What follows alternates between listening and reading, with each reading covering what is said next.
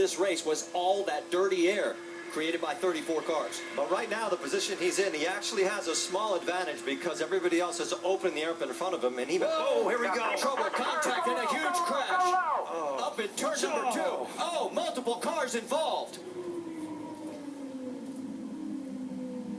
Oh, my.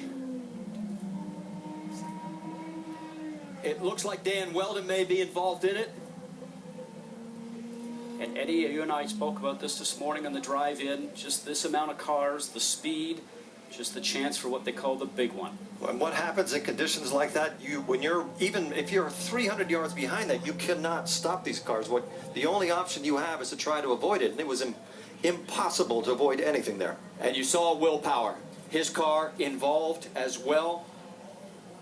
My. What a mess. That's Townsend Bell that was... I think his car was up on its side there, the 22. 15 there of Jay Howard. An additional entry. Excuse me, is that the 19 or 15? I can't see with the sun shining there. Some of the car is broken. They're showing that as Alex Lloyd, the 19. It's the 15 15 of Jay Howard. Yes.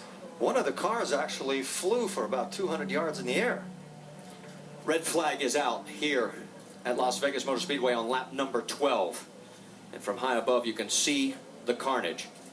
You talk about the car going through the air, Eddie, you know that these cars run so low down to the ground. We mentioned before, we saw them hitting the ground and sparking, that anything underneath the car, underneath the floor, underneath the top. From high above.